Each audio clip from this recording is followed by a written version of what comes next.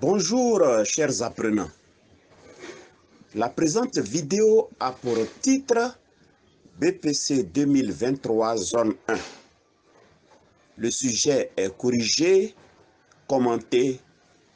Pour l'exploiter correctement, il va falloir mettre pause pour chaque exercice sur la vidéo, incliner ça dans le sens paysage, c'est-à-dire horizontal, pour avoir une belle vue de la vidéo sur votre portable. Ceci étant dit, venons-en à l'exercice 1, noté sur 2 points, qui est ainsi libellé. En fait, cet exercice, on appelle cela exercice vrai ou faux. C'est un exercice qui comporte 4 propositions et on vous donne pour cela des réponses et il faut voir si la réponse proposée par l'exercice, elle est fausse ou elle est vraie. Pour l'exercice 1, voici comment il est libellé. Écris sur ta feuille de copie le numéro de chacune des propositions du tableau ci-dessous, suivi de vrai si la proposition est vraie ou de faux si elle est fausse. On a 4 propositions et on a 4 réponses et il faut bien lire les réponses pour répondre si c'est vrai ou c'est faux. Alors, on y va.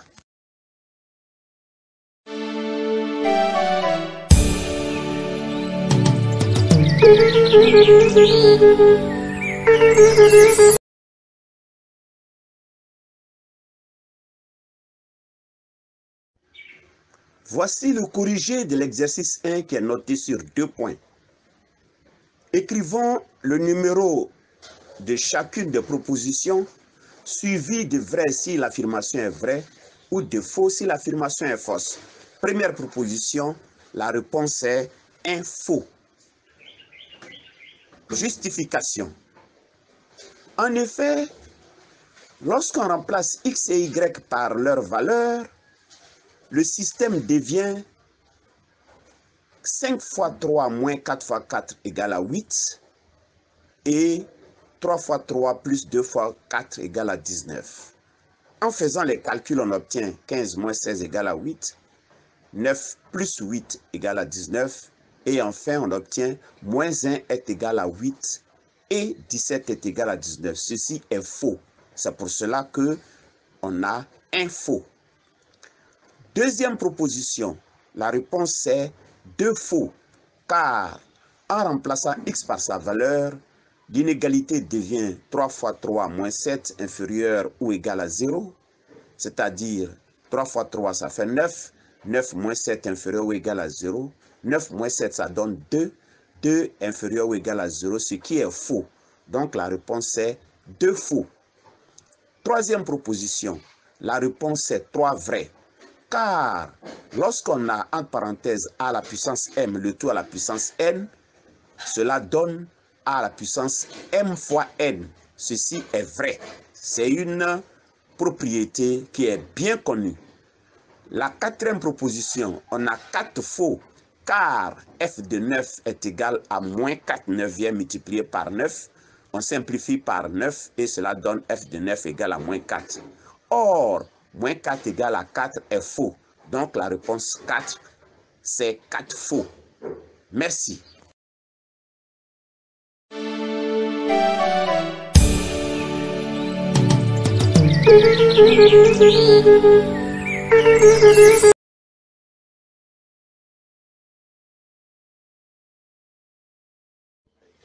L'exercice 2 est noté sur 2 points. Voici l'énoncé.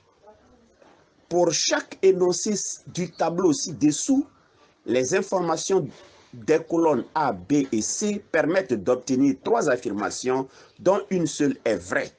Écris sur ta feuille de copie le numéro de chaque énoncé suivi de la lettre de la colonne qui donne l'affirmation vraie.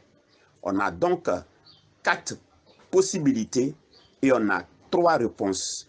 Il faut donc faire la vérification et choisir la bonne réponse. C'est un exercice qu'on appelle exercice à choix multiples.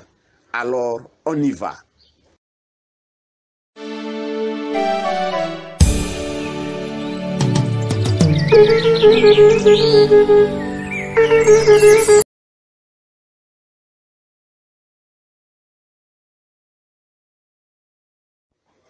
Voici le corrigé de l'exercice 2 qui est noté sur 2 points.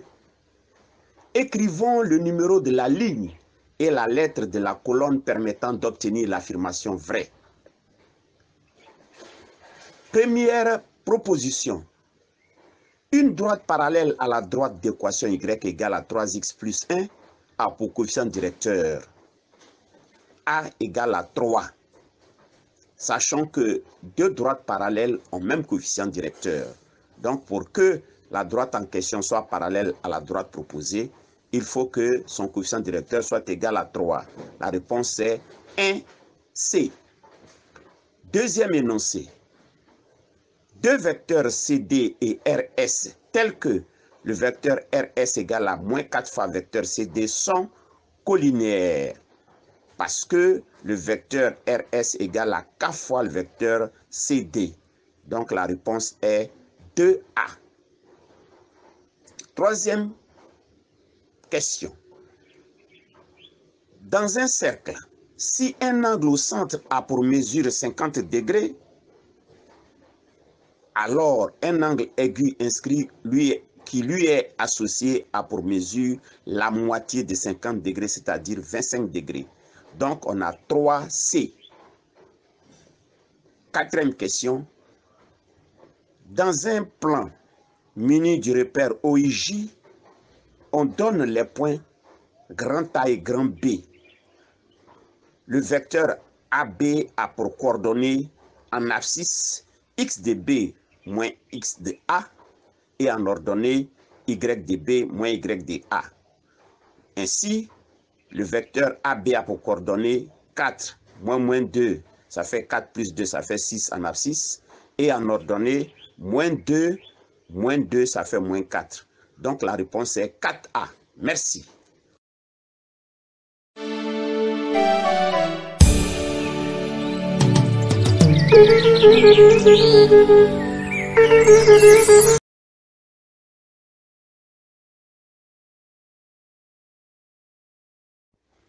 L'exercice 3 est noté sur 4 points. C'est un exercice de statistique.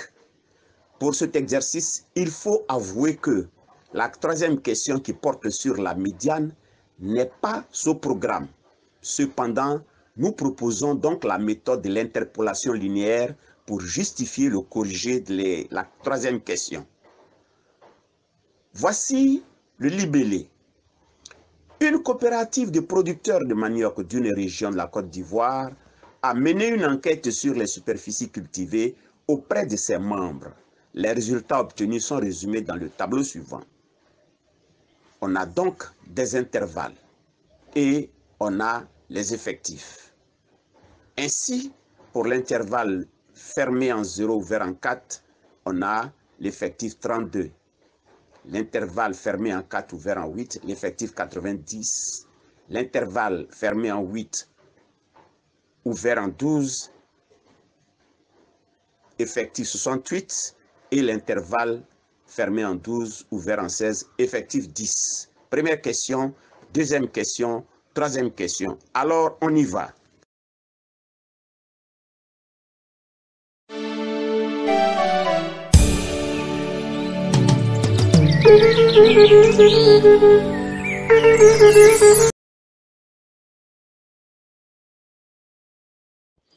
Voici le corrigé de l'exercice numéro 3 qui est noté sur 4 points.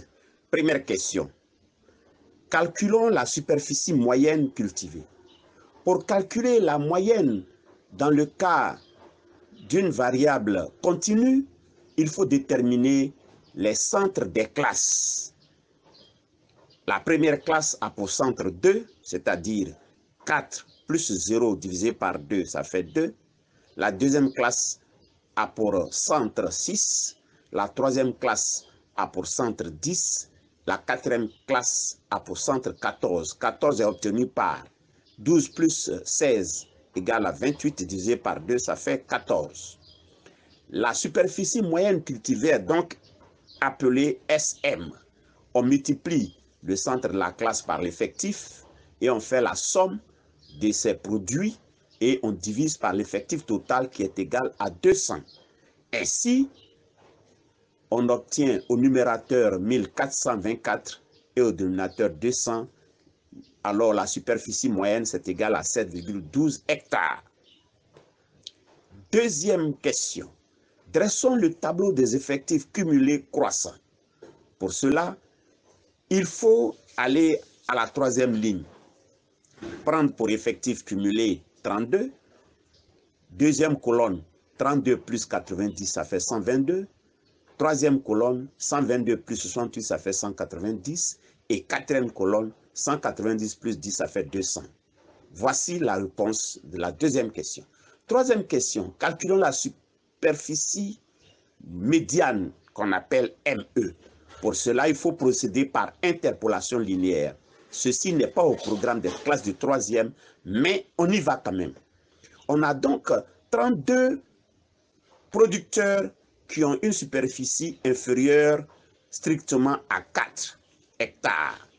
On a donc la médiane qui a l'effectif cumulé N sur 2.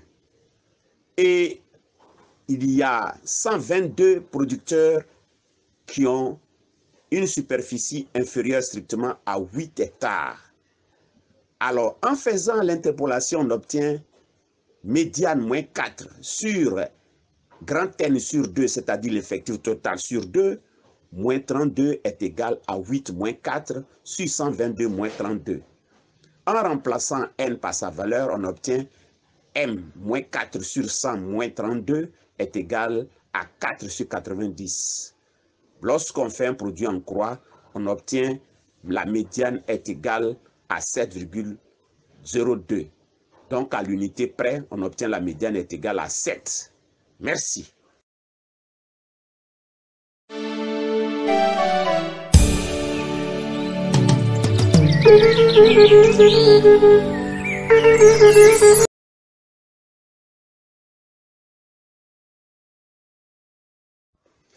L'exercice 4 est noté sur 4 points.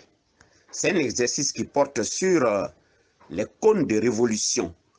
À partir du patron, il faut justifier que le périmètre de la base est égal à 24,8 cm. Deuxième question, calculer l'aire latérale de ce cône, dont le patron est proposé à droite de l'exercice. Alors, il faut pour cela se souvenir du cours, monter le cône de révolution pour pouvoir identifier les deux bases et puis ensuite appliquer la formule du périmètre. Alors, on y va.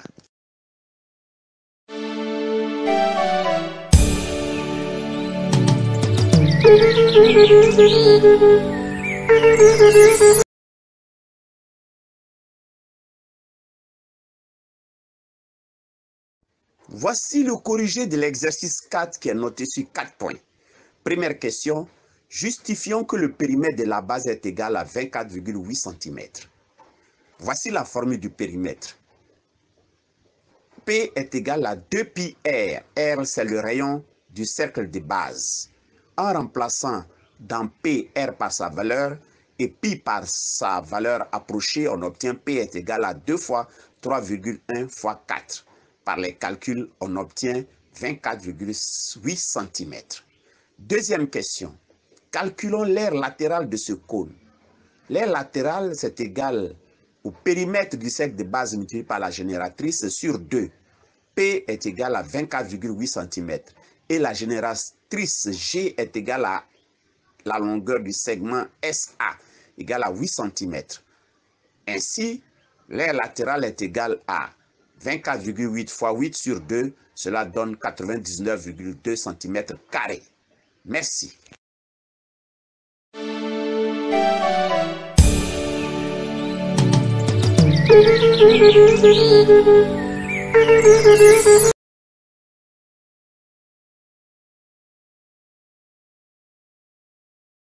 L'exercice 5, qui est noté sur 4 points, porte sur les racines carrées. On donne deux nombres A et B, et on nous demande pour la première question de justifier que B au carré est égal à 7 moins 4 racines carrées de 3. Il faut en déduire une écriture de A en fonction de B, sachant que racine carrée de 3 est inférieure à 2. Et puis, à la deuxième question, encadrer A par deux nombres décimaux consécutifs d'ordre 2, sachant que racine carrée de 3 est compris en...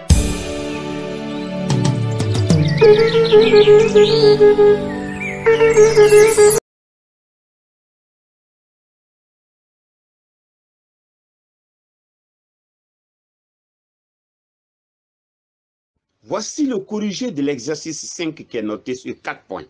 Première question, justifions que B au carré est égal à 7 moins 4 racines carrées de 3.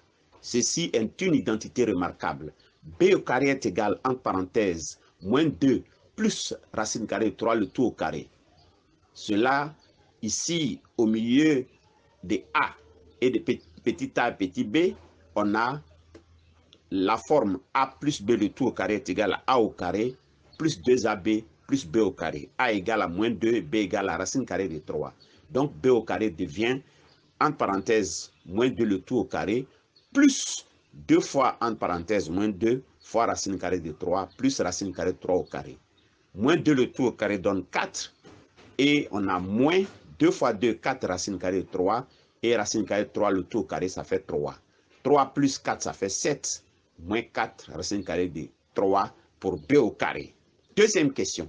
Déduisons-en une écriture de A en fonction de B, sachant que racine carrée de 3 est inférieure à 2.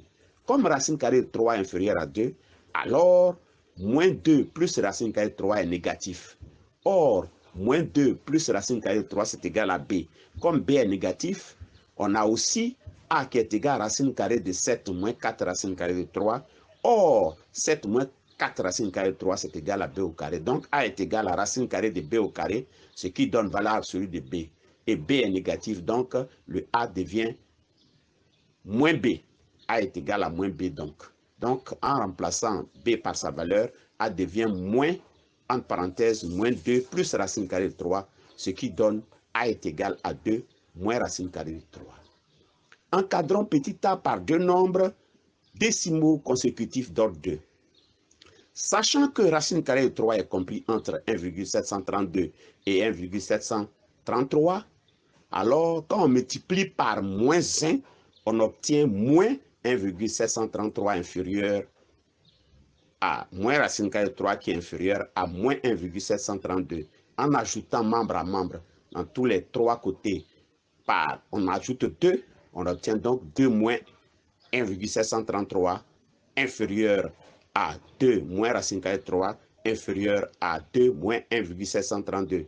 En faisant les calculs, on obtient 0,267 inférieur à A inférieur à 0,268. Donc, avec deux nombres après la virgule, on obtient A est compris entre 0,26 et 0,27. Merci.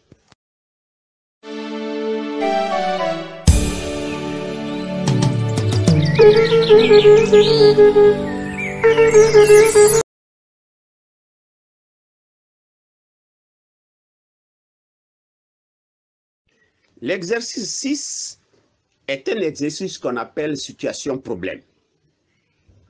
Donc, on a un rectangle qui représente un jardin d'une résidence.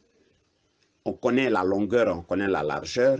Donc, on peut calculer la surface de ce jardin.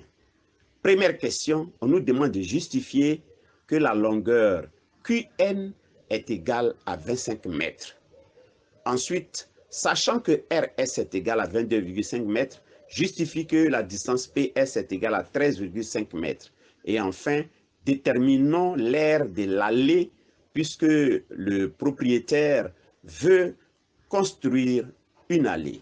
Et pour cela, il faut donc regarder les hypothèses et répondre aux questions. Alors, on y va.